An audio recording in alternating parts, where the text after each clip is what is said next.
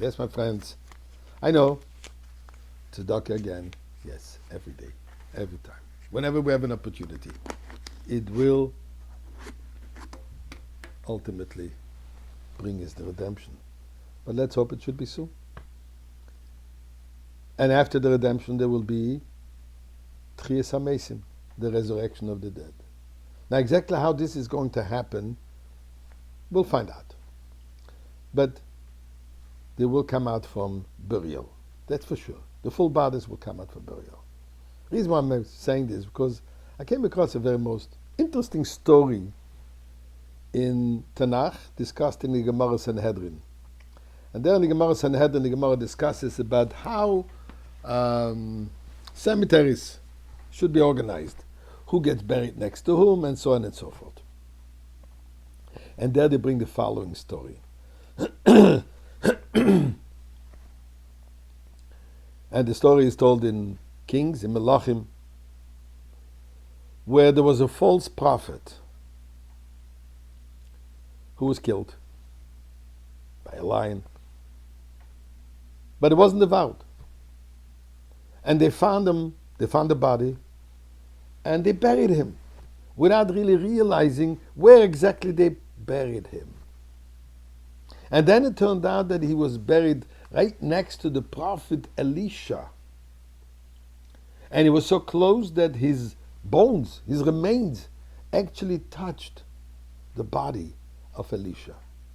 I'm saying the body because I presume Elisha being this great Navi, so his body didn't decompose. Says tzaddikim, even after their passing, their bodies stay intact. And he found many different situations, many different times when they had to remove, transport, exhume bodies from tzaddikim, from cemeteries, because they were going to destroy the cemetery. And then they realized that years and years later, the body was intact. So I want to believe that the same thing was with Elisha. So the remains of this individual is touching the body of Elisha. So God made a miracle that this individual, this false prophet, was revived. And he left, so that he should not be lying next to the prophet. Why is this so relevant today? What happened in the parsha of this week? We learned that Yaakov was going to be buried in Ma'aras HaMachpelah. We are told that on the way, Eisav claimed, it's my place. It's my burial place. Anyway, there's a discussion, there's an argument, and there was a fellow by the name Chushim. He was deaf-mute, and he saw that his tonton, his uncle Eisav, is once again making issues, great uncle. He took matters in his hand, basically chopped off Esav's head. Eisav lost his head over the burial. Miraculously, it kept on rolling. It rolled and followed the procession all the way to Ma'aras HaMachpelah, and there's different opinions where it landed. One opinion says that it landed at the feet of Yaakov, in other words, recognizing, acquiescing, yes, it is Yaakov's place, and I'm just next to his feet, I'm below Yaakov. Others say that it was in the lap of Yitzchak. Some say it was just there somewhere in Ma'aras HaMachpelah. But in any case, he ended up in Ma'aras HaMachpelah, either on the lap of Yitzchak or by the feet of Eisav. And here's the question: how could it be that a wicked individual such as Eisav should be buried, at least partially, next to Yitzchak or next to Yaakov? As we just learned, that God even made a miracle that a wicked individual was revived so as not to be buried next to the prophet Elisha. So here's a beautiful, beautiful thought, the way the Rebbe looks at things.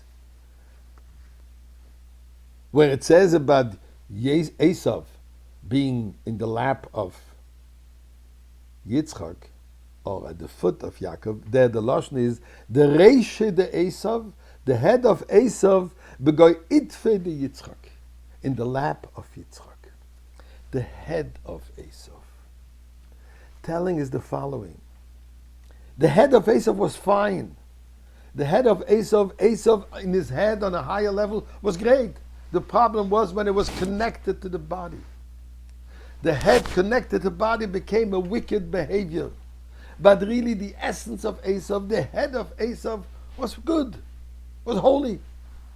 Yitzchak didn't see the body of Eisav. Yitzchak only saw the head of Eisav. Yitzchak saw the beauty of Eisav, the holiness of Eisav, the greatness of Eisav. As the Gemara says that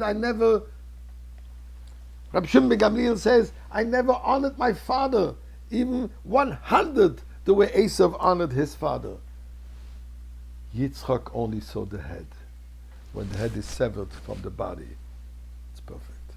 Which is to tell us, when we look at another person, look at the head. Look at the potential. Look at the qualities. Don't look at the negativity. And this way, you will elevate him and you'll bring him into your lap. That's the way to look at a Jew, and that's what brings us to Geula.